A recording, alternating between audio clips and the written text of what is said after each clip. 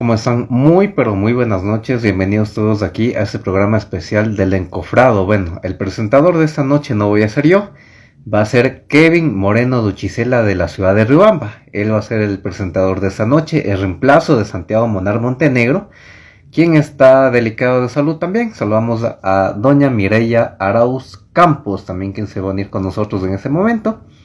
Y lo propio hará que también Kevin Moreno, ¿no? Vamos a darle el a Mireya para que se pueda unir ya con nosotros también. Ya se está por unir también Kevin Moreno igual, totalmente también. Y vamos a esperar aquí que se nos una ya. Mi Buenas querida Mireya, noches. ¿cómo está? Buenas noches, qué gusto, muchas gracias por aceptar la invitación a nuestro espacio, ¿no? Al espacio del Encofrado, que bueno, no es mi programa La Noche del Historizado en sí, pero es el programa que conduce Santiago Munar Montenegro, que hablamos igual de política, de los temas de interés en el ámbito nacional. ¿Cómo ha estado usted? Buenas noches. Buenas noches con todos, con la audiencia que nos ve y nos escucha. Muchas gracias por la oportunidad en este día. Me encuentro muy bien. Estoy en la ciudad del Coca, con mucho calor, pero feliz de estar aquí. Fantástico, chévere, así con una buena energía positiva y con un clima bastante chévere también allá en el Coca, ¿no? Saludamos a todas las personas en el Coca, provincia de Orellana, si no me equivoco, Correcto. corríjame ese detalle también. Sí, Así es, en de Orellana. acertar. Fantástico, chévere, muy bien. Bueno, vamos a hacer un poquito la situación del análisis del paro en estos 18 días de para, ¿no? Bueno, hasta que Kevin se pueda unir con nosotros también, que es la persona fuerte también del programa. Bueno, vamos a ganar un poquito de tiempo. Saludamos a las personas que ya están conectadas con nosotros también en este programa especial, ¿no? De análisis del paro de junio 2022 que le hemos nombrado tú así. Mi querida Mireya, ¿cómo fue su óptica en estos 18 días de paro allá en el Coca, en la provincia de Orellana? ¿Cómo fue la situación allá para ustedes allá, no? Bueno, la situación fue bastante grave acá.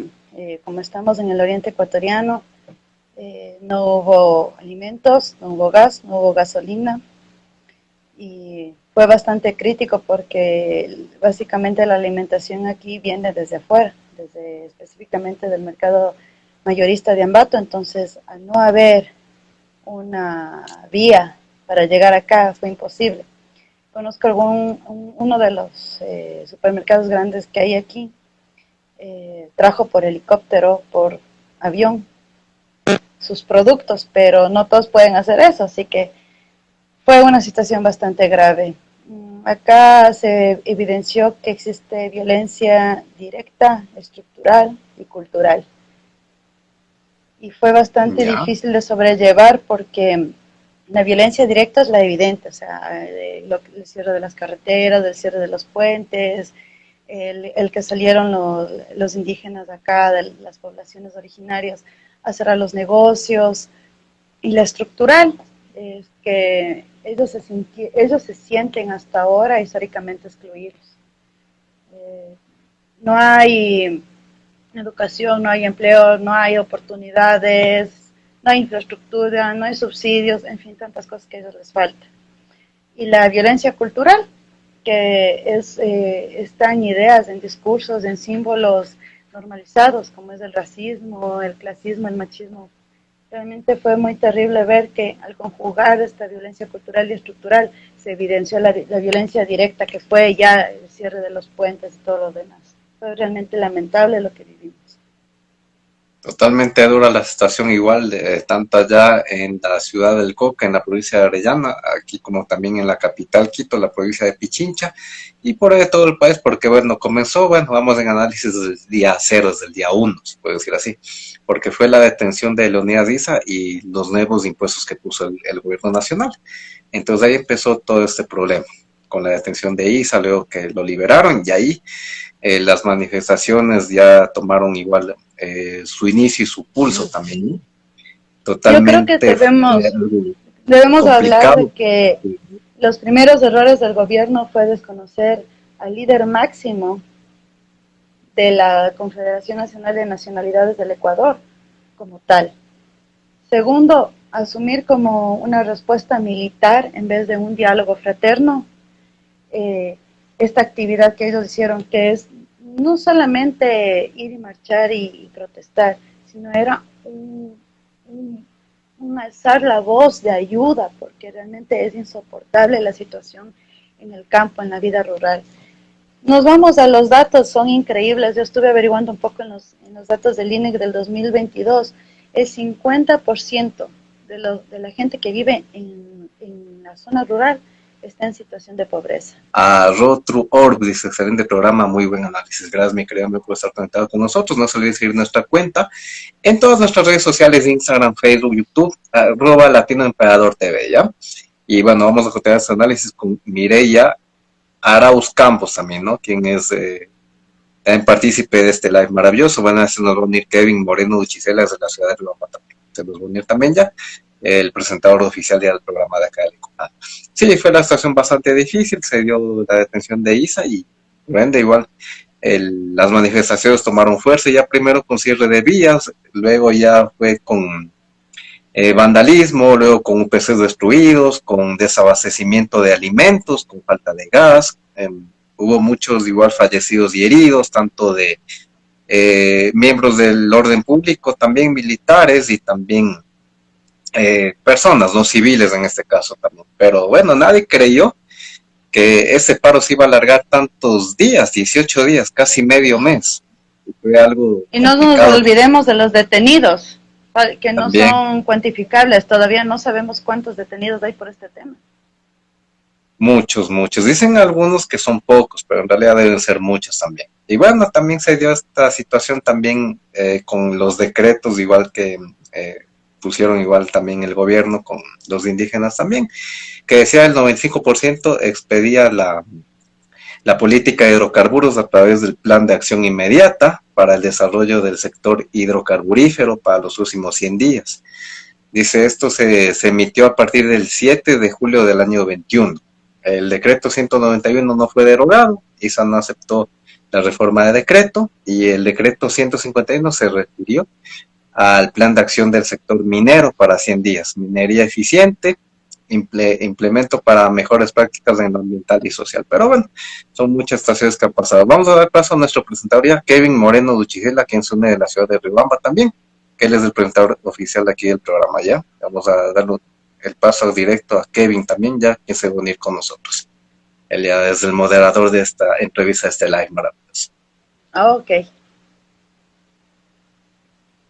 Ahí está por unirse ya Kevin también. Francisco Yambay también saludos. Está listada la cámara Kevin también ya. Está por ahí también ya listando también. Para continuar con nosotros. Saludamos a todas las personas que están conectadas con nosotros en el Encofrado por Latino Emperador TV también. Bueno, vamos a esperar que Kevin se vuelva a unir. Al parecer creo que tuvo algún problema por ahí con su cámara, con su celu también, pero bueno. Mis queridos amigos igual pueden hacer preguntas también en el circulito, donde está el signo de pregunta, también todas las preguntas igual que nos quieran hacer también, el análisis como ustedes vivieron también sus días de, se puede decir, un confinamiento casi obligado, porque mucha gente no salió también, mucha gente igual por el desabastecimiento de comida, principalmente la falta de gas, como lo decíamos anteriormente también. Y bueno, ahorita en esto del tratado de paz que se firmó entre el gobierno y los miembros de las comunidades indígenas. Esto podría, dicen que yo creo que es una tregua eso. A su punto de vista. Yo pienso que es una tregua nada más, porque recordemos que van a ponerse en unas mesas de diálogo durante 90 días sobre los 10 puntos de ellos. Ya, entonces, hay medidas inmediatas, pero ojo, no hay un decreto que indique que eso se va a realizar, sino hay una acta que es un acuerdo entre civiles que en algún momento se podrá cumplir. Entonces yo pienso que si el gobierno no toma las medidas inmediatas para resolver los problemas estructurales, sociales y económicos que está viviendo las personas que viven en el campo especialmente, esto va para largo, van a volver a salir. Totalmente. Usted me queda, Mireia, con los precios que se pusieron igual en los días del paro, en los 18 días. En algunos casos ya bajaron los precios a su precio normal, como era antes. Y lo mismo en la gasolina, bueno, quedaron a 15 centavos la rebaja. Pero creo, o sea, que en algunos casos en los productos de comida, De pronto tal vez ahí algunos mantengan los precios ya del paro, otros ya bajar, bajo su óptica. Bueno, podemos hablar del momento del paro. Acá no hubo que comprar, así que no podíamos decir vamos a analizar lo que los precios anteriores a los precios actuales. En cuanto a los precios que están en este momento, sí han bajado a la normalidad, por decirlo así. Podríamos decir que la gasolina ya hay, que ya hay gas, pero el gas no se da a un precio oficial aquí. Yo nunca he comprado Totalmente. nunca el precio oficial, es más. Y, claro, saludamos igual a todas las fuerzas que están unidas con nosotros también, a nuestro presentador oficial, Kevin Moreno Chisela de la ciudad de Riobamba, también a Edu Utreas Buenas. también que está conectado. Muchísimas gracias, mi querido amigo. Un abrazo para ti, también para Daniela Moraza, que está conectada por ahí también. Gracias, mis queridos amigos. Kevincito, ¿cómo estás? Qué gusto saludarte, mi hermano. ¿Cómo has pasado? Hola, ¿cómo Buenas están, noches. queridos amigos? No sé si es que me escuchan, ¿estamos bien con el audio? ¿Estamos perfecto? Sí, Sí. perfecto. Perfecto. ¿Cómo están? Muy buenas noches a todos. Qué gusto poderles saludar. Bienvenidos a todas las personas que nos están viendo por Latino Emperador TV. Muchísimas gracias a Luisito por la invitación a este bonito canal. Y bueno, para más que una conferencia o cualquier otra situación, creo que lo importante es dialogar, conversar, analizar, evaluar muchas de las situaciones que han estado pasando dentro del panorama político, dentro del panorama social y de este paro que hemos vivido, ¿no? Y que creo que a todas las personas nos ha dejado varias enseñanzas, lecciones y varios retos que vamos. Entonces quiero saludar a todos los presentadores, a todas las personas que están conectados, qué gusto poderles saludar y bueno, Luisito, si es que usted me da el paso, pues empezar a realizar el diálogo correspondiente.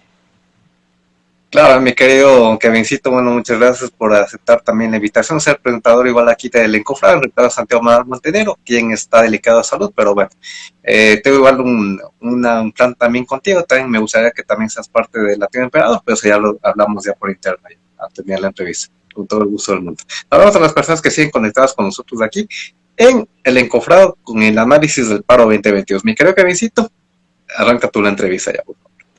Bueno, sí, primero para empezar me gustaría conversar sobre, primero el análisis, ¿no? De la evaluación sobre este paro nacional, cuáles han sido las consecuencias principales, saludar a nuestra panelista que nos acompaña y preguntarle cómo usted evalúa el asunto del paro nacional, cuál cree usted que será hoy en día los retos como país, las consecuencias sociales, económicas, políticas que se van viendo. ¿Cómo evalúa usted este paro nacional? Buenas noches. Bueno, yo evalúo este paro nacional como una pérdida para todas las nacionalidades y los pueblos indígenas, para el Ecuador en sí, para los productores, para todos. ¿Por qué? Porque no hubo un decreto en el que indique que todos los ofrecimientos en el acta firmada se van a concretar. Si no, va a haber unos meses de diálogo durante 90 días en los que se puede llegar a acuerdos, pero realmente el papel firmado con el decreto, con la ley, está por verse.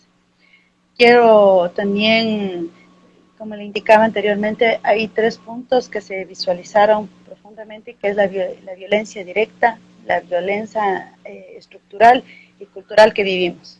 Esto se evidenció en magnitudes enormes que yo creo que es ya responsabilidad de todos los que somos ecuatorianos resolverlo. La violencia directa es no más que el resultado de la violencia cultural y estructural. ¿Qué es la violencia directa? La evidente. Los golpes, el cierre de calles, los puentes, el cierre de carreteras, el apresamiento de las muertes que existieron, todo lo demás. La violencia estructural es históricamente hemos sido malos, no incluyentes en los indígenas, los afros, los montubios, los LGTBI. Y hemos sacado del contexto el plano cultural con ideas, discursos, símbolos, normalizando chistes, memes sobre el racismo, el clasismo. Entonces yo creo que ese es el primer punto que nosotros tenemos que resolver como sociedad para que exista verdaderamente una inclusión social y no haya una paz negativa. ¿Qué es la paz negativa? Es que es normalizar, tener a los indígenas en un escaparate, porque mientras hagan sus danzas, estén vestidos con sus trajes, nos muestren su cultura, todo está bien. Ellos son gente del pueblo y gente rural que necesitan del Estado para que puedan tener mayores oportunidades. Estamos viendo que están viviendo en la ignorancia. Ese es el panorama que yo veo negativo. El positivo puede ser que el derecho a la resistencia también no fue, ¿cómo le explico? Fue una expresión tan cruda que fue una reproducción de lo que ellos están viviendo. Es decir, si usted encuentra esa violencia directa, es lo que ellos sienten que están viviendo como indígenas, que nosotros los mestizos estamos haciendo esto. Acá, yo soy de Orellana. Bueno, yo soy de Quito, pero yo vivo 10 años en Orellana. Entonces aquí hay un término para los mestizos, que somos los coboris. Somos el diablo blanco. Nosotros como blancos hemos invadido sus tierras, hemos saqueado, entonces ellos se sienten así y está en sus genes, en su sangre todavía eso. No podemos desaparecer toda la injusticia de tanto tiempo con un decreto. Eso es lo que yo avisoro en este paro que se evidenció de forma brutal y que veamos qué pasa en los 90 días, si es que vuelven a las calles o qué resuelve la CONAIE y sus demás adeptos.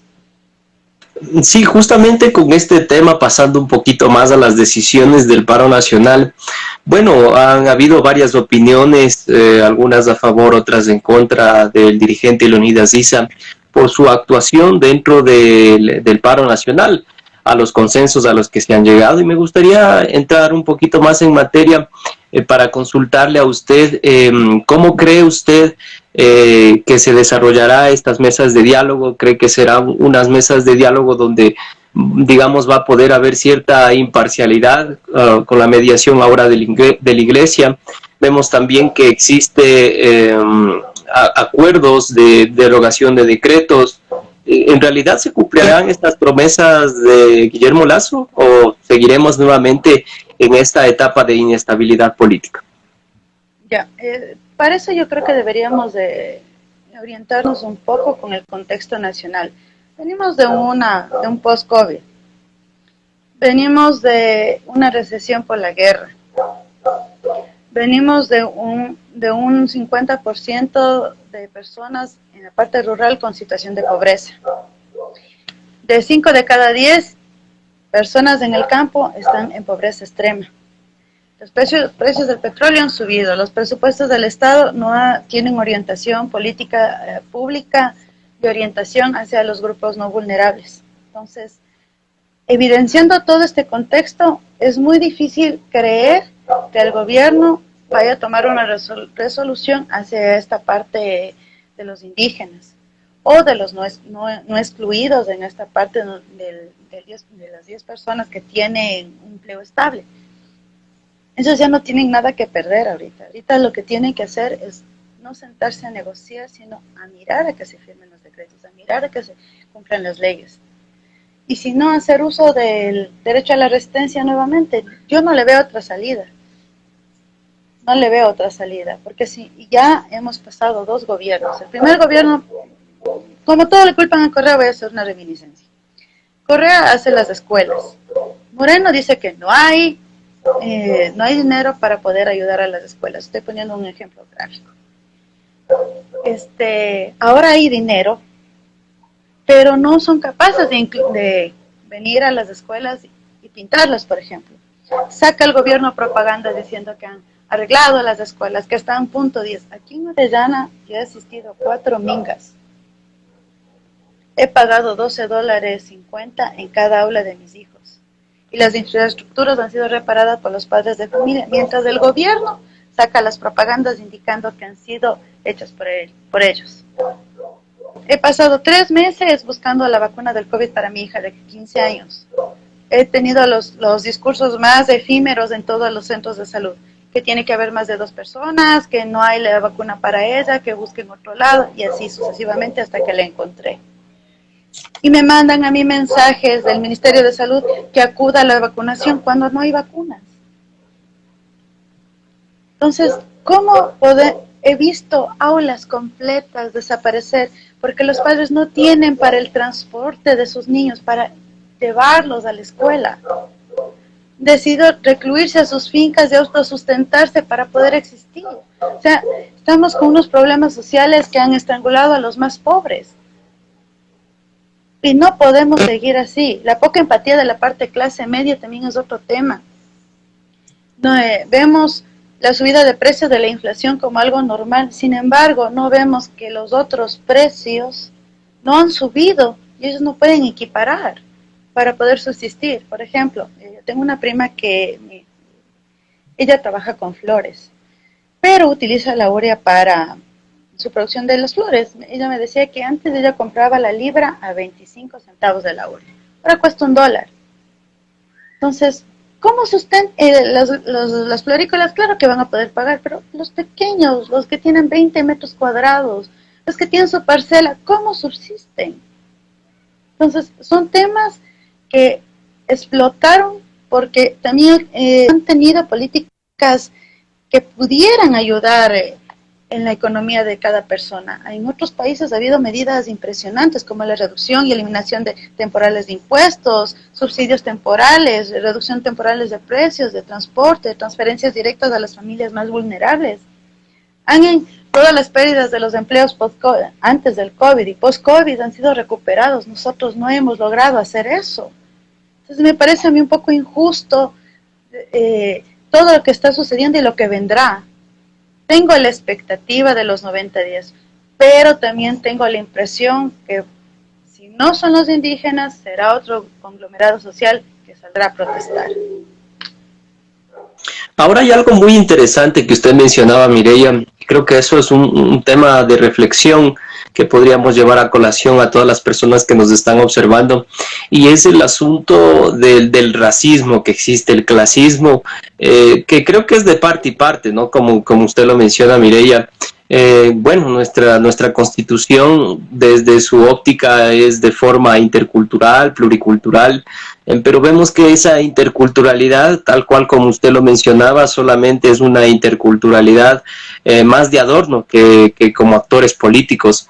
¿Cómo evalúa usted este tema del racismo en las manifestaciones? ¿Cree usted que va a haber una ruptura, si se quiere llamar, de considerar ahora a los pueblos indígenas, a las nacionalidades, como actores políticos trascendentales dentro de la política? A eso quería ir. Mire, yo soy abogada, entonces partiendo de eso y mi óptica, viendo el espíritu de la ley, podría yo decir que la Constitución esto de declarar al Estado como plurinacional y como intercultural fue un logro de la CONAIE que se trabajó desde 1998 hasta llegar a la nueva Constitución, que no es más que saldar una deuda con los pueblos originarios. Partamos desde ahí. Bajo este concepto, la plurinacionalidad, muchos la toman en cuenta como un desintegrador del Estado ecuatoriano. ¿Por qué? Porque estamos reconociendo que existen nacionalidades y pueblos dentro de la nacionalidad ecuatoriana, es decir, que lo grande es lo ecuatoriano y los más pequeños son las nacionalidades y los pueblos. Ahí es cuando comienza el problema del clasismo y del racismo, porque para tú ser de una nacionalidad o de un pueblo, hay que autorreconocerse como tal, y el hecho de autorreconocerse como tal, que viene a ser algo muy grande para los indígenas. Es decir, por ejemplo, dice, yo soy del pueblo quichua, soy puruá, pero también soy ecuatoriano.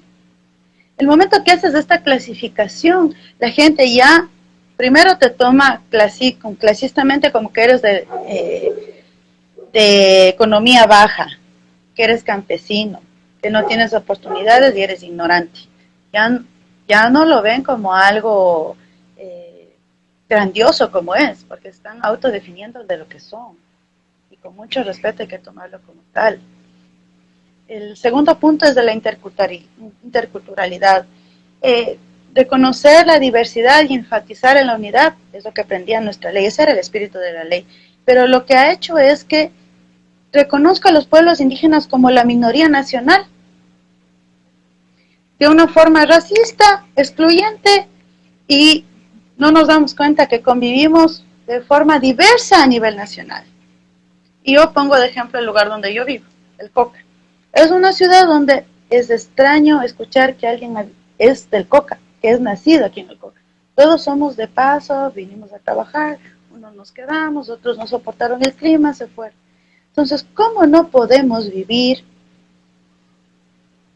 juntos como ecuatorianos, reconociendo a los pueblos y las nacionalidades y entendiendo que nosotros necesitamos de ellos por el turismo, por la economía, porque ellos mueven la alimentación, que es donde más dinero hay,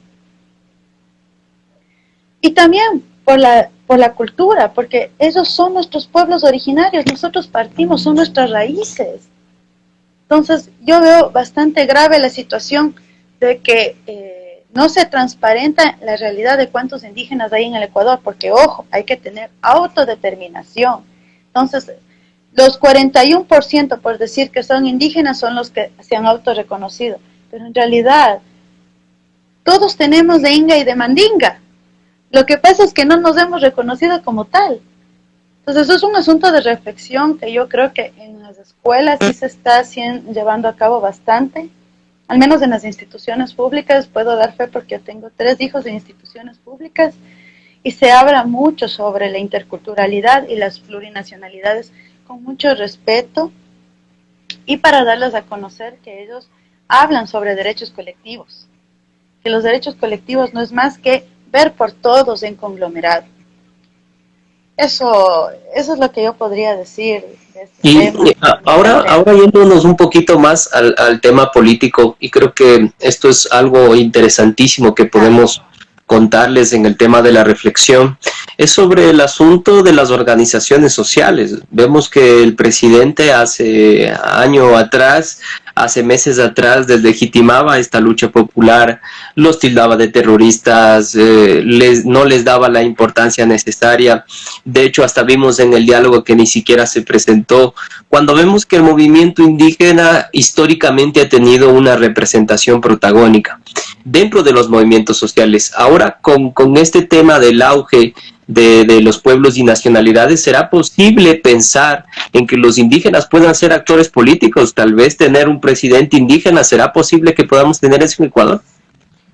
Partamos desde el punto de vista de la organización que ellos tienen. Primero están organizados en comunas, los comuneros, los jefes de la comuna hacen las federaciones, luego las confederaciones, y la confederación más grande que tiene el Ecuador es la CONAIE, que está formado por 3, Ecuarunare, CONFENAI y CONAICE, estas 3. Y un bracito pequeñito así es Pachacuti. ¿Ya? Entonces, indiscutiblemente tienen una representación política ya vigente, que puede estar mal o bien estructurada, pero existe. Entonces, ellos sí son actores sociales, sí son actores políticos, están llamados a respetar la democracia, pese a que son nacionalidades.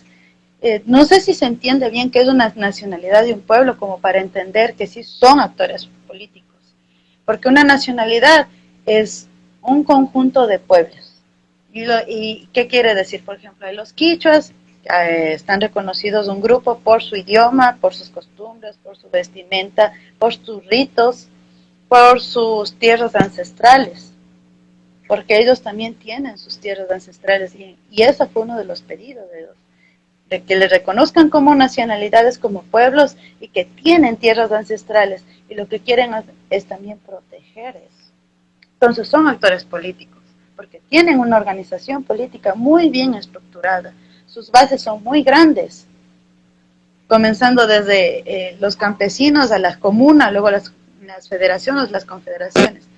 Entonces, y todo está basado en el voto popular. Ellos no se mueven solamente porque ISA mueve el dedo y dice vamos. Más bien son las bases las que llaman a que se haga el levantamiento. Y ojo, ellos no querían hacer un paro, no sé si ustedes escucharon, ellos querían hacer un levantamiento indígena. Ellos querían ver sangre, porque ya están cansados, ellos no tienen nada que perder. Entonces sí, son actores políticos y muy fuertes. Que digamos que el 41% se reconozca como indígena y el resto no, es otra cosa. pero todos tenemos, insisto, de Inga y de Mandinga. Y ahora, ¿será posible pensar, hay alguna imagen muy representativa y que traigo a colación a todas las personas que nos están observando y que todos vimos por las redes sociales, a Leonidas Issa saludando con mucha gente que no necesariamente es indígena, de estratos sociales bajos, Quito respaldando, el sur de Quito especialmente respaldando a Leonidas Issa? Entonces, por eso iba la pregunta, ¿será posible que veamos un presidente indígena? Si no es Leonidas Issa, va a haber una nueva efervescencia, si se puede llamar así, del movimiento indígena, porque vemos que actualmente, si es que hacemos un análisis político, en realidad el gobierno no es que salió ganando, ¿no?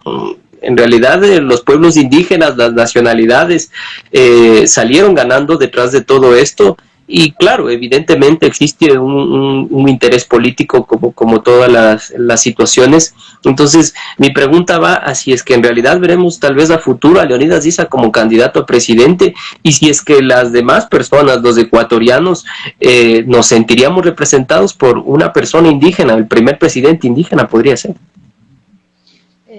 Bueno, viendo la situación sobre la violencia cultural y estructural que hemos visto, puede ser que no nos sintamos reconocidos con alguien indígena, porque creo que nos falta mucho la autodeterminación. Reconocernos como indígenas a muchos nos falta bastante eso. Entonces creo que no podríamos ver como pero sí simpatizar con él.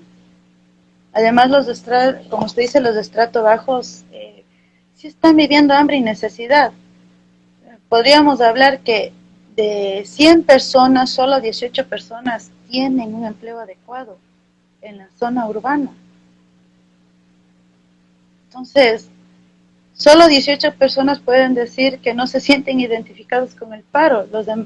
Y realmente fue un paro indígena y no se unieron los mestizos porque no quisieron participar de la violencia, porque en las ciudades no estamos viviendo esto que ellos están viviendo en el campo.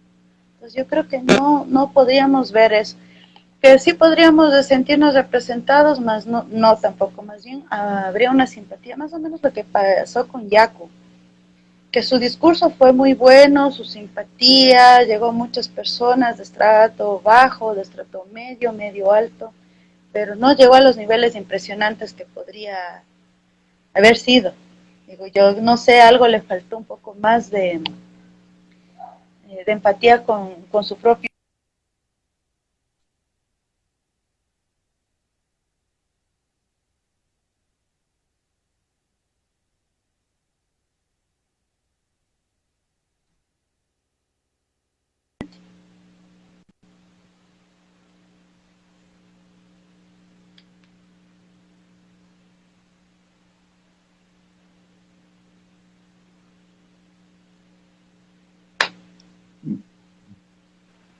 Me parece que lo último no se escuchó, no sé si estoy mal. No se escuchó. Poquito, ¿no? Lo que yo decía es que sí, yo creo que Issa es un candidato de la CONAIE, de los pueblos indígenas, que existe simpatía entre los mestizos. Que puede ser presidente, eso lo veremos. Interesante. Yo creo que ahí el futuro, no sé si podemos tratar de debatir este tema, es el futuro de los movimientos y las organizaciones sociales, ¿no? Y creo que hay un intento positivo, si se quiere llamar, dentro del liderazgo de Leonidas Issa.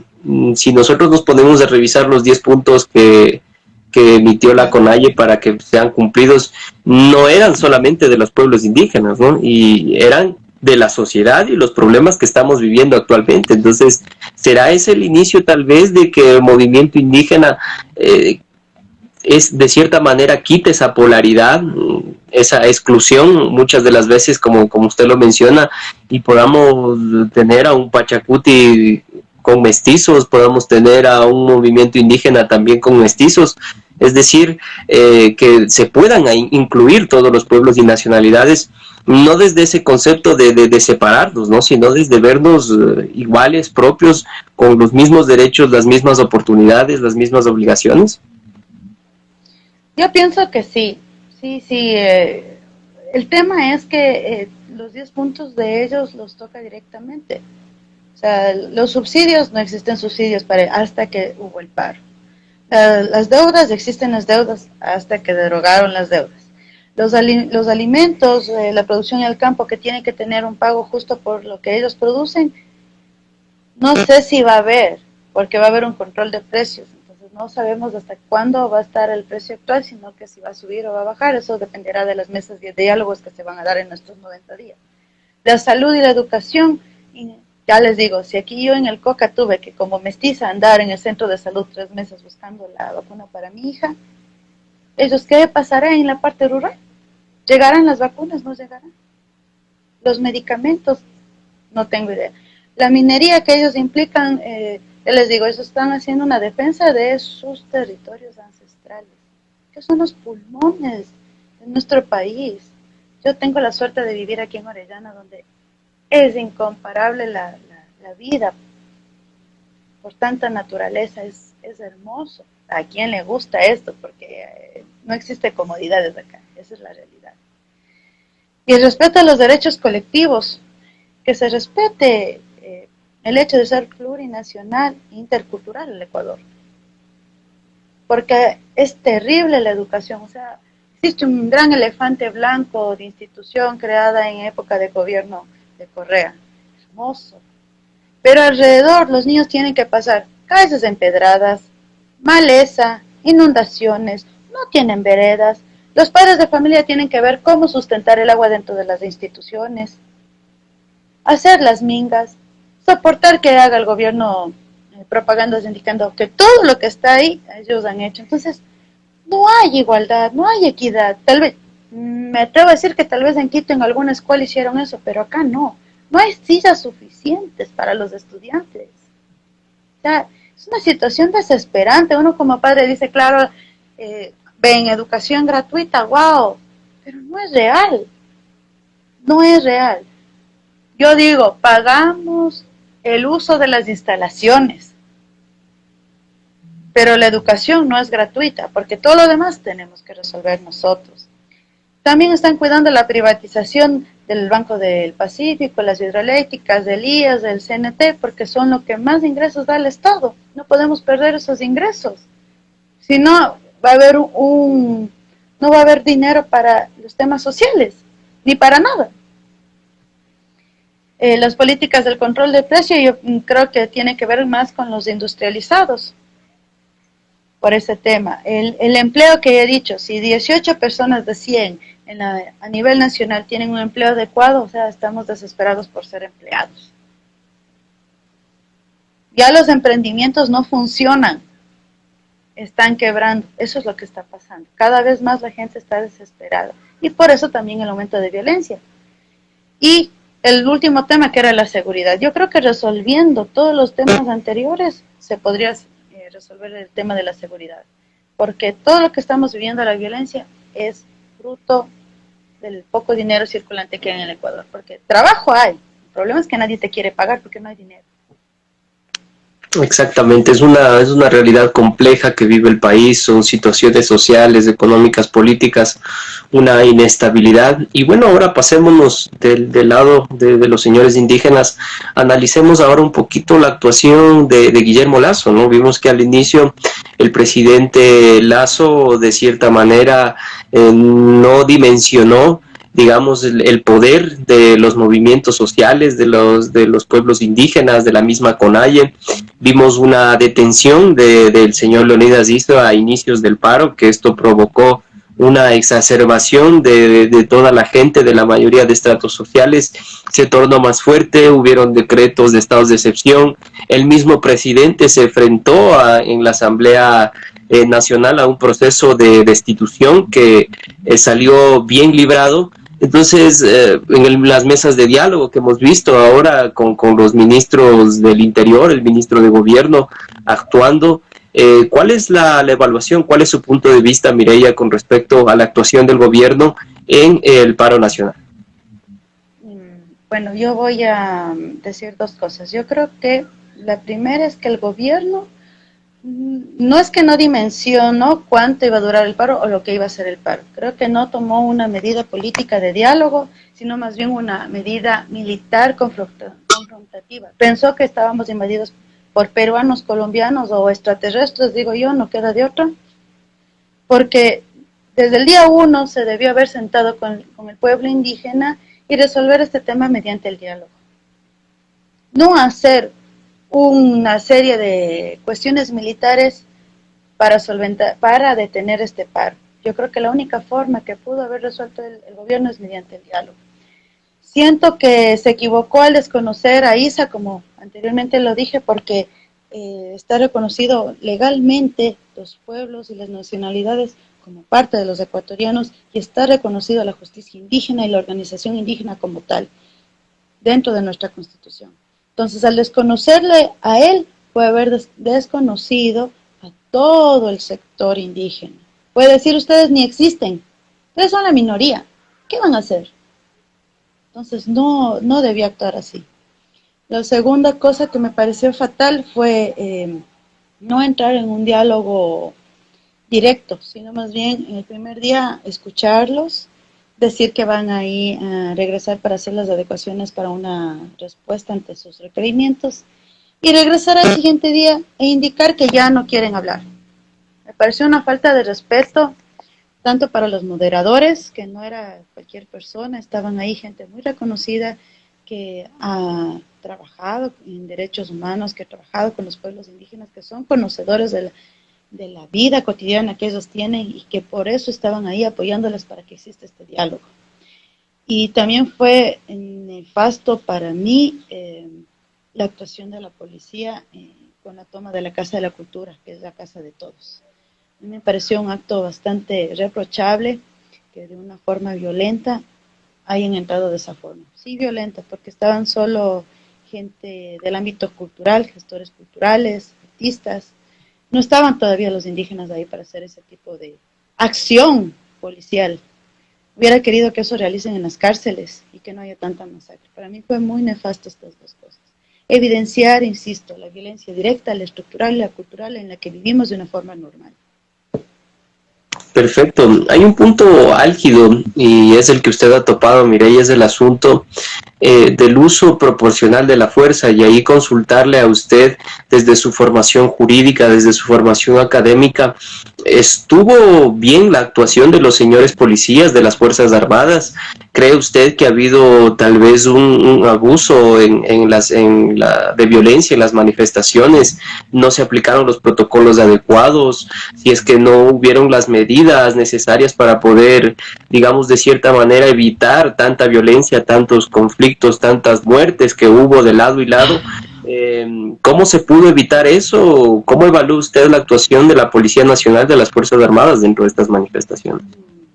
Primero señalar que yo no tengo nada contra la Policía Nacional ni contra los militares, pero yo creo que son personas que solo atienden a las órdenes de sus superiores. Primer punto. Segundo punto, creo que sí fue desmedido. Como le indico, el primer acto desmedido fue la toma de la Casa de la Cultura, un lugar cultural que históricamente ha sido el punto de reunión de los indígenas. Entonces me parece que fue un acto bastante violento, que lejos de apagar los ánimos incrementó, fue como poner gasolina al fuego eso. Sí creo que sí hubo uso desmedido de las fuerzas porque ellos no venían armados y hubo francotiradores de la Contraloría que se observan en las fotografías, hubo disparos hacia el cuerpo de los gases lacrimógenos y el desenlace fatal de Shushufindi, que en realidad tendrán que hacer las averiguaciones pertinentes para saber si es que en realidad fue una bala de alguien que estuvo ahí o fue que ellos dispararon y lamentablemente murió un militar en medio de la balacera. O sea, todavía no sabemos qué pasó ahí. Entonces yo sí pienso que fue un uso desmedido de la fuerza. Claro está que tampoco podemos justificar la violencia que ellos hicieron, pero sí entender por qué lo hicieron. Están haciendo una reproducción de la violencia sistemática que ellos han vivido desde años ancestrales hasta ahora, de esa exclusión, de la ira, como digo yo, tienen la ira en la sangre. Ellos no pueden expresar de otra forma. Estamos viendo que si existe ignorancia, la única forma que ellos tienen para decir lo que sienten, lo que necesitan, es la violencia. No encontraron otra forma, es lo que aprendieron. Entonces no podemos pedir otra cosa. Es una reproducción de lo que ellos viven diariamente. Entonces eso también es un análisis de que tenemos que hacer. No siento que la policía y los militares hayan actuado del todo bien, no puedo decir que el 100% fue negativo. Resguardaron las instituciones públicas para que no existan desmanes. Es verdad que es lo que deben hacer y lo cumplieron muy bien, pero sí esto que le digo de disparar contra las personas, los muertos que hubo, no se sabe mismo qué pasó con el chico que murió con perdigones. Entonces, al parecer también fueron acciones individuales, como decía, es algo preocupante también, que los policías pudieron haber hecho eso. También hay que poner en tela de duda que no fue una orden directa, sino que fue un actuar individual de un policía o de un militar. Que las investigaciones darán a la luz lo que había pasado. No podemos decir esto sucedió, estamos solo presumiendo, indagando qué pudo haber sido. Sí que sí fue desmedido. No es 100%, pero sí un 80%, podría decir. Hay algo interesante dentro de... Sí, Kevin, va a dar un pequeño punto de vista sobre la pregunta que hizo Kevin, de si es que algún momento habría un presidente indígena acá en el Ecuador. Bueno, pues los indígenas hoy en día están haciendo historia aquí en el Ecuador. Se ven en el fútbol, en la Liga Pro. Luis Alfonso Chango es presidente de cooperativa Mushuruna y también maneja un equipo de fútbol de serie de primera categoría. Lo mismo también muchos señores indígenas que también son presidentes de muchas organizaciones, también cooperativas en el tema financiero. Y pues yo la verdad, para mí con el tiempo, pues puede ser que sí haya un presidente indígena, siempre y cuando igual el pueblo apoye. Y bueno, vamos a también leer un poquito también de comentarios también de Rotru Ordis. Si bien la CONAIE es la primera organización social en el Ecuador, desde el punto de vista, también dice igual, por aquí también hubo violencia en todos los derechos humanos por parte del Estado, apoyaron el paro también muchas organizaciones también, empleados públicos privados, estudiantes y muchas organizaciones más también. Dice, recordemos que se necesitaban 92 votos para la destitución de Lazo, lo que está hablando Kevin también. Existió sin duda el abuso de autoridades del Estado, una sociedad violenta reproduce situaciones violentas y hubo violaciones de los derechos humanos. Y quiero que Luisito continúe con la entrevista, por favor. Gracias. Muchísimas gracias, estimado Luisito.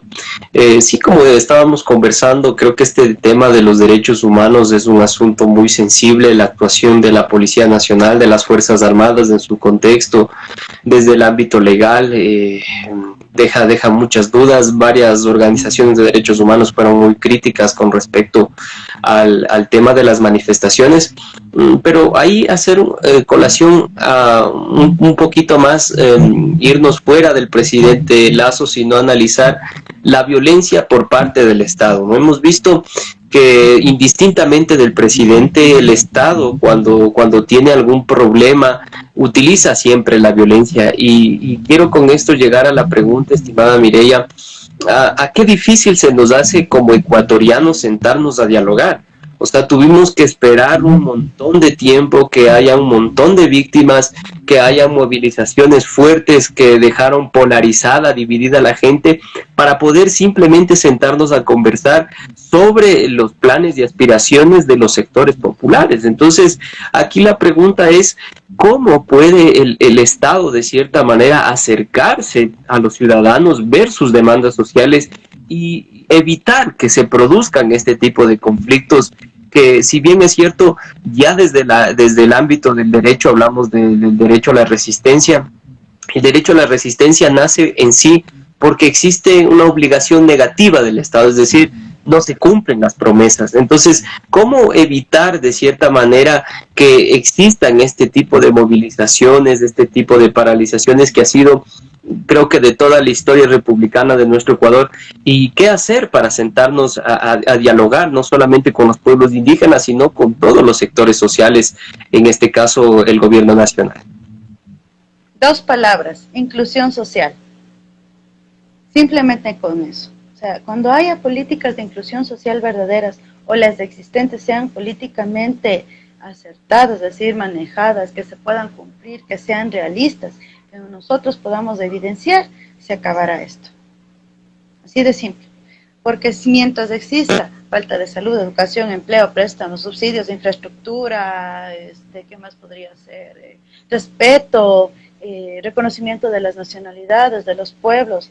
No estamos tomando en cuenta dentro de los pueblos a los afros, a los montubios, a los otros segmentos de los LGTBI, en fin, tantos segmentos que tenemos de nuestra población. No podremos hablar de que somos un país organizado y con inclusión social. Tenemos una gran constitución en la que habla acerca de la inclusión social. Tenemos leyes que nos favorecen para realizar la inclusión social. Nos falta una decisión política, real, visible, que podamos decir, sí, yo me voy a Quito y tengo las mismas oportunidades para estudiar que tengo en Orellana. Acá no hay universidad. Solo eso les digo. Entonces, ¿qué tienen que hacer los muchachos de aquí? Irse a Quito a estudiar, irse a Cuenca, Riobamba, en tantas universidades que hay aquí. Claro, los que tienen posibilidades. Entonces, creo que la clave es la inclusión social y también hacer un trabajo muy grande sobre la violencia directa, cultural y la estructural que tenemos los ecuatorianos. Perfecto. La falta de diálogo fue esto. Tratar de hacer invisible todo esto, lo estructural y lo cultural, que nos hace falta. Necesitamos más paz, no violencia. Exactamente, creo que le damos el paso, mi querido Luisito.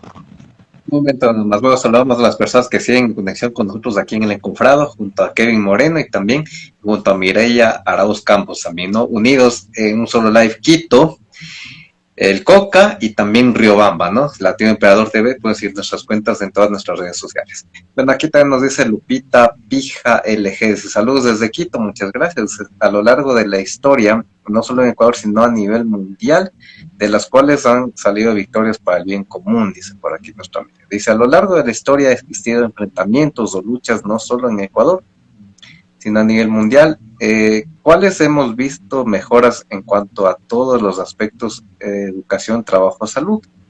Dice aquí Darwin Tibiano, dice, buen tema, dice, en todo sentido existe injusticia en contra de Leonidas Issa, hay una lluvia de denuncias y para el presidente nada a pesar de que hayan sin número de actos de injusticia. Kevincito, continúa. Muchísimas gracias, estimado Luisito, y gracias a todas las personas que se están conectando, que están comentando sobre este tema. Muchas gracias por unirse.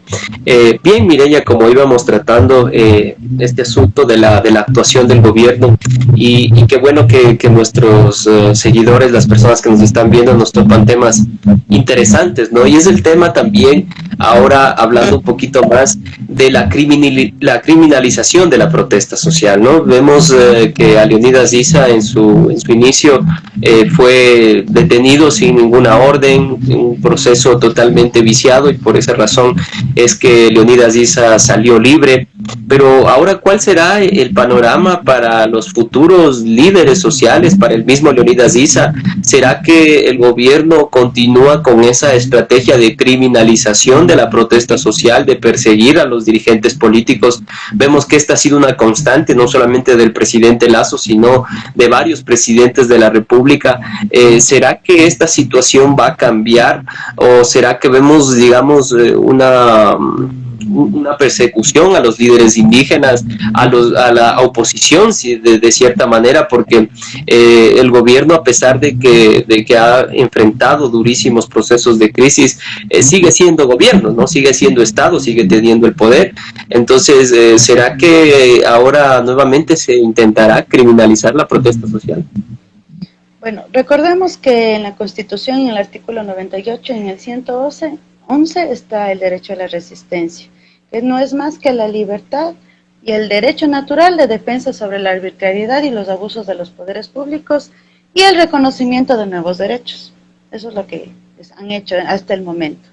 Sin embargo, esto ha constituido en el germen de una lucha encarnizada y confrontaciones funestas con las consecuencias que ya conocemos, que ha sido el paro nacional y las muertes innecesarias. El uso de la violencia también como un medio de alzar la voz para dar a conocer al gobierno lo que está pasando. Entonces, yo creo que el derecho a la resistencia debe ser protegido y no debe ser tomado como un germen de lucha y confrontación. Como yo decía, debe haber una decisión política para encontrar el diálogo. Debe existir. No podemos vivir así, en confrontación total.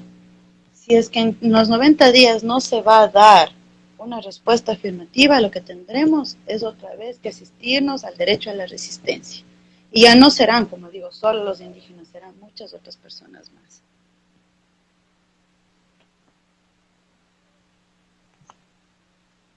Sí, exactamente, ¿no? Creo que ese es el desafío más grande que hoy en día tiene el gobierno y es de responder a las demandas sociales y de tomar en cuenta a los actores sociales, a los movimientos indígenas, a los pueblos y nacionalidades, y creo que eso le ha dejado una gran enseñanza al gobierno nacional, ¿no? De que existe movimientos sociales que están pendientes de la actuación del gobierno, que están velando también por el cumplimiento de sus derechos. Bien, ahora pasando desde el tema social, me gustaría enfocarme en el tema político y lo que va a ser a futuro, ¿no? Después de este paro nacional, estamos próximos a unas elecciones seccionales en el 2023. El paro nacional ha hecho que cambien muchas de las situaciones y panoramas políticos. Vimos que los amigos se hicieron enemigos, los enemigos se hicieron amigos. Hubo un montón de situaciones que cambiaron dentro del tablero político. ¿Será que en estas elecciones 2023 los pueblos indígenas serán actores protagónicos con alcaldías, en juntas parroquiales, prefecturas dentro de las provincias del país, y se armará tal vez un nuevo tablero político rumbo a las elecciones del 2025? Si es que el gobierno no gira sus políticas a tener justicia económica y sigue la opresión económica como la actual, creo que va a haber mucha simpatía y representación, realmente, porque lo que ellos están buscando es igualdad democrática, bienestar, seguridad, respeto, dignidad, que es lo que todos queremos. Entonces sí va a haber y va a haber un castigo bastante severo a los movimientos y partidos políticos tradicionales, dadas las votaciones que hubo en la Asamblea Nacional, porque hubo 3 votaciones, la votación real, la reconsideración de la reconsideración, que fue nefasto, y que no hubo los votos necesarios, ni tampoco hubo el diálogo necesario.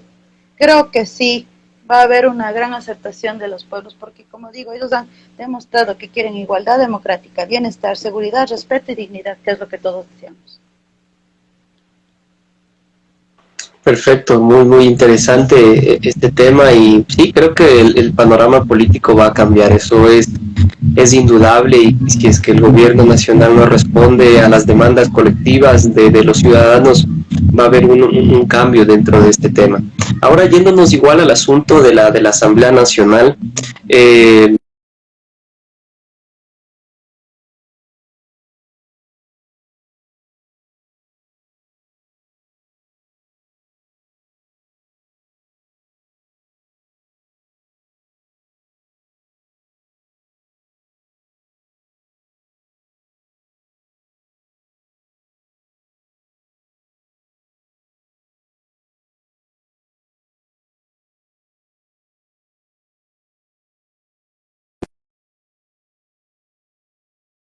después del paro nacional. Yo creo que lo que hizo la Asamblea es sembrar desconfianza en la población, bastante desconfianza, una desconfianza de que van a obrar por intereses y que no va a haber una bandera de nacionalidad o de igualdad o de inclusión de todos, sino de ver una bandera individual y de provecho personal. Yo creo que eso fue el panorama que visoramos todos, por las 3 votaciones, porque pudo haber sido una y se acabó, pero no hubo 3 votaciones, como que hubo mucha atrás de ellos hubo algo, muchas llamadas telefónicas, no hubo una decisión real de votar y ya, me parece a mí. Sí, exactamente, ¿no? Ese fue uno de los varios inconvenientes que se vivió y creo que muchos de los ciudadanos se llevaron tal vez un sabor agridulce de la situación, cómo manejó esta crisis política la Asamblea Nacional. Recordemos que la Asamblea Nacional es el primer poder del Estado, es la representación directa de los ciudadanos y bueno, no se ha podido realizar de cierta manera, responder a esas necesidades sociales. Habrán opiniones a favor, opiniones en contra. Ahora vamos al tema netamente económico y creo que eso es algo que muchas de las personas que nos están observando también estarán pasando por esta situación. Hubieron varias pérdidas económicas, muchos emprendimientos tuvieron que pasar por varias crisis, las mismas personas estaban pasando situaciones duras, difíciles por el desabastecimiento. ¿Cómo hacer ahora para podernos recuperar, para que esa reactivación económica sea posible y para que nuevamente los ciudadanos puedan acceder a tener un bienestar social, que es lo que más se quiere para todos? Bueno, hablemos un poco del contexto planetario. Situémonos en el planeta. Estamos en una situación económica post-COVID que es nefasta a nivel mundial. Tenemos una crisis de precios altos a nivel mundial de combustibles e inflación de igual manera. Y muchos de los gobiernos han tomado medidas para menguar el deterioro de la economía familiar. Alrededor del Ecuador, casi todos los países ya han recuperado los porcentajes de trabajo que han perdido. Nosotros no lo hemos hecho porque no hay una política que pueda ayudar a solventar trabajos estables. Entonces, por ese lado yo veo que si hubiese una reducción o eliminación temporal de impuestos, podríamos recuperarnos un poco más. Hablar de subsidios temporales que se van a tratar en las mesas de diálogo, pienso que va a ser muy positivo. Creo que también debería haber una reducción temporal de los precios de ciertos productos de vital importancia para los ecuatorianos. Debería haber hoy una media también en la mesa de diálogo. Y también hacer una transferencia directa de dinero a las familias más vulnerables, haciendo un estudio previo. Creo que con eso, focalizando un poco más los subsidios, las reducciones y todo esto, podríamos salir adelante. Porque los emprendimientos ya no dan más, como yo decía antes, hay trabajo, pero no hay quien pague. Entonces, es un problema que ya no podemos seguir así. Justo en el asunto del tema económico, y usted topaba esto, estimada Mireia, en el asunto de los productos de primera necesidad, hay un anuncio del señor presidente Lasso de cierta manera poder, digamos, si cabría la palabra subsidiar, costear con productos de primera necesidad, especialmente del aceite. Se ha hecho el anuncio de que va a haber un aceite popular de menos precio. ¿Será esa la solución para que no existan este tipo de conflictos sociales, o cree usted que el problema es un poco más allá de los precios de los productos o de la canasta básica? El problema va más allá. El problema va más allá porque todos los productos han sido eventualmente han sufrido un costo elevado por las cuestiones mundiales de los combustibles y de su subida de precio. Creo que sí ha influido bastante eso. El hecho del transporte, de la sacada del campo a la ciudad, ha influido mucho esto para que los precios no mejoren. Entonces, acerca del aceite, esto es un poco irrisorio, porque yo veía que el aceite que están vendiendo es de 500 gramos. ¿Ya? El que cuesta $1. Y el subsidiado, que cuesta $1, es de 750 gramos, son 250 gramos más. Y veía en la propaganda que el de 500 gramos es de este porte y el otro le muestran como una funda que fuera de 1 litro, pero no lo es. Entonces sí es un tema de reflexión que si realmente son subsidiados, uno, si van a ser asequibles para todos. Veía en una propaganda, o más bien dicho en otra red social, que decía que de una caja de 50 unidades le habían venido 6. Entonces, creo que solo 6 personas se van a beneficiar de las 50 de una caja. Entonces es bastante difícil de focalizar este subsidio, pero no imposible, creo yo. Creo que si pudiéramos llegar a una media para todos sería lo ideal.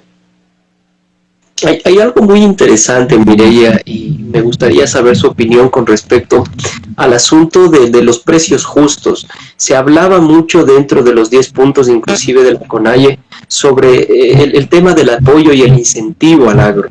Ahora vemos que la mayoría de productos que producen el campo, que producen nuestros campesinos, nuestros agricultores, no tienen el precio, el valor agregado que se merece. Entonces, ¿cuál sería ahí la solución para poder partir de aquello en el apoyo, el incentivo a la misma agricultura?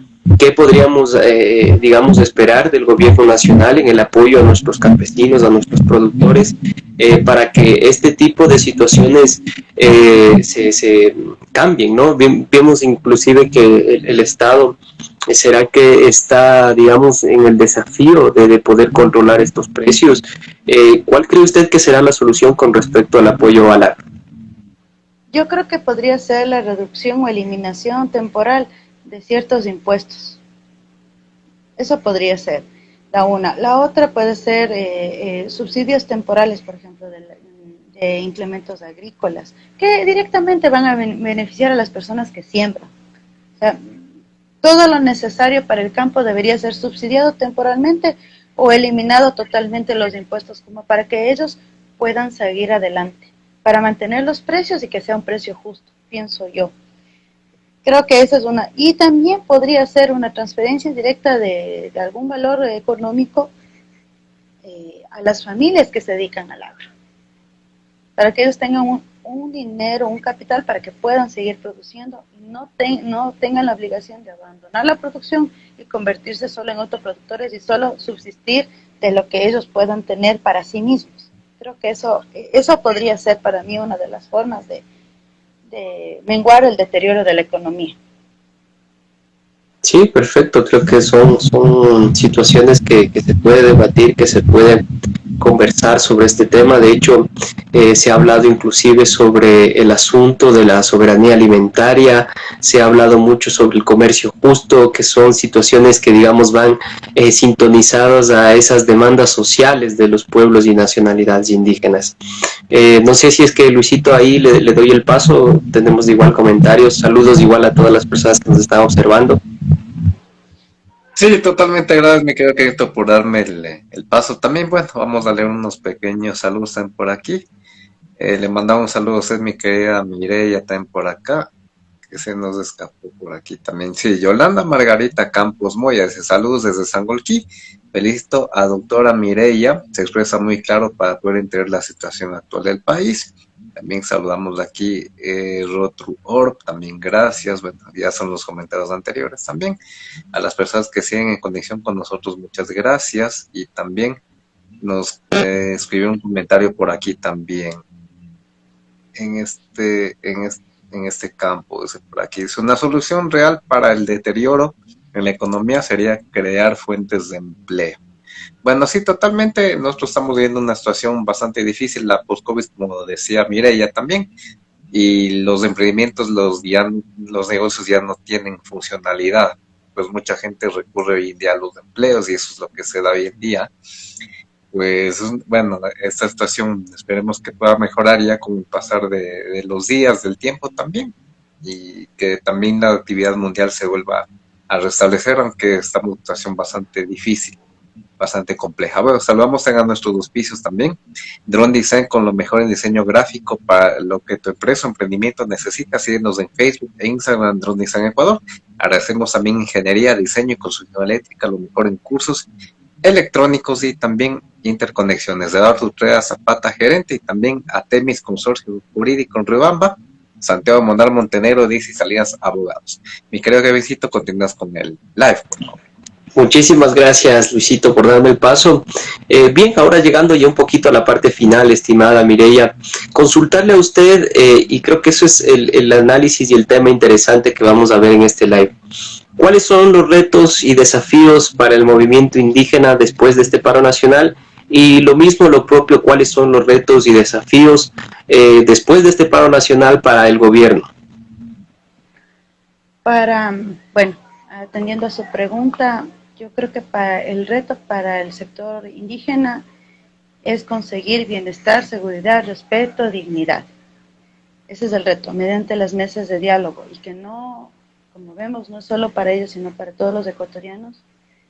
Y para el gobierno, cumplir sus promesas, coherencia nada más. Solamente ser coherente con lo que se firma y con lo que se hace. Creo que ese es el reto más grande del gobierno. También tener la decisión política de realizar verdaderamente políticas sociales inclusivas y también de protección a todos los ecuatorianos, más no para solo grupos privilegiados. Creo que ese es el gran reto de este momento. Si no, si no es en 90 días, será en 3 años más. Y así sucesivamente. Y no puede ser que sigamos repitiendo la historia y no hemos aprendido nada. Así es, interesantes reflexiones a todas las personas que nos están observando. Bueno, decirles que estas jornadas de movilización del paro nacional que hemos vivido ha traído consigo varias reflexiones desde el ámbito social, político, económico, y es eso lo que hemos tratado con la doctora Mireia de poder analizar desde ciertas ópticas y de ciertas aristas para ver inclusive qué va a pasar a futuro, ¿no? Y estamos, creo que todos de acuerdo en que la situación, esperemos que sea de lo mejor para todos. Creo que estas jornadas de movilización han permitido que de cierta manera muchas personas salgan de su zona de confort, vean los problemas sociales y ver las situaciones reales que estamos viviendo actualmente. El futuro hoy en día está dentro no solamente del gobierno nacional, sino de todos los ciudadanos en arrimar el hombro y poder salir. Después de toda esta jornada de paralización que vivimos, los retos son muy importantes, ya lo decía Mireia, el tema de la inclusión social, de la obra pública, el asunto del apoyo al agro, la demanda de un diálogo real, de un diálogo sincero, que esperemos que dé muchos frutos y que sea esto beneficioso para el país. De mi parte, mencionarles a todas las personas y decirles que estas jornadas de paralización que hemos vivido son producto de las inequidades y de las desigualdades sociales que vivimos históricamente. El reto importante y las personas que nos están observando, que están tomándose un poquito de su tiempo en este fin de semana para observarnos, es muy gratificante, y esperemos que como ciudadanos hagamos ese cambio positivo, que cambiemos nosotros nuestra mentalidad, que empecemos a mirar a las demás personas como iguales, que veamos la vida desde otro modo, que aprendamos que existen desigualdades, injusticias, pero que para eso estamos nosotros. Y desde el espacio en el que nos encontremos, tratar de solucionar estos problemas sociales por nuestro país, por nuestra sociedad, por la paz, por la justicia social. Eso, mi estimada Mireia y mi estimado Luisito, le doy el paso a usted en estudios para que nos pueda mencionar aquello. Muchísimas gracias. Fantástico, estimado Kevincito, muy buen análisis del ámbito nacional y un poquito también del ámbito internacional. Y bueno, también una pregunta ya casi final para ambos. ¿Cómo fue la situación que vivieron ustedes en sus ciudades en el 2019 con el paro que fue considerado fuerte? Para ustedes, ¿cuál fue el paro más fuerte? ¿En el año 2019 o en este junio 2022 por los días que duró, 18 días de paralización? Cada uno me va a responder eso. Le doy el paso a Mireia. Las damas primero. Ok, yo creo que fue este paro del 2022, porque el pueblo indígena se dio cuenta que tiene el sartén por las mango, si es que él para las carreteras y no nos llega alimentación. Yo creo que eso fue un tema.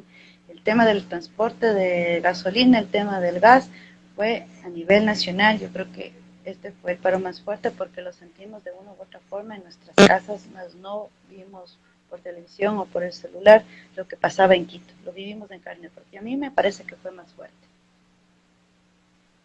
Kevincito, ¿y para ti?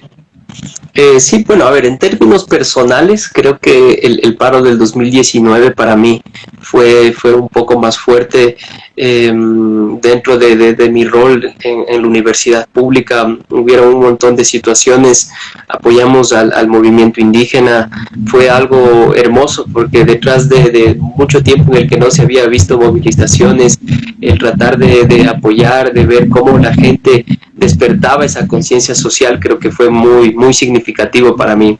Ahora en términos políticos sí te diría, Luisito, que creo que este paro nacional nos deja, el actual, el que pasó, nos deja varias enseñanzas dentro del panorama político, y creo que sin duda esto cambiará ese tablero, ese ajedrez político, y ahora empezamos a ver ya no a los indígenas desde el tema decorativo, sino como actores reales políticos. Y eso es lo que hoy en día debemos plantearnos y pensar y reflexionar, no solamente desde el ámbito de la academia, sino en nuestras propias vidas, que podemos coexistir como país, ¿no? Y a través de las demandas sociales que existen, a través de las situaciones, saber que existen estos problemas reales. Y bueno, si me permites, Luisito, creo que el reto y el desafío más grande para todo el país es tratar de reconciliar y tratar de sentarnos a conversar y dialogar como iguales. Qué difícil que se nos hace para nuestro país poder conversar, dialogar como iguales. Creo que ese es el reto, el mayor reto y desafío, no solamente para nuestros gobernantes, sino para todos. Entendernos como iguales, dialogar y conversar y solucionar los problemas de otra manera. Fantástico, excelente el mensaje, igual general también para todos nuestros compatriotas, ¿no? Que bueno, hay que seguir igual trabajando, igual, y dice por aquí nuestra querida amiga López Marcita, solo la lucha trae victoria, solo el pueblo salva al pueblo. Totalmente cierto, porque con trabajo salvamos a nuestras ciudades y a nuestro país en general.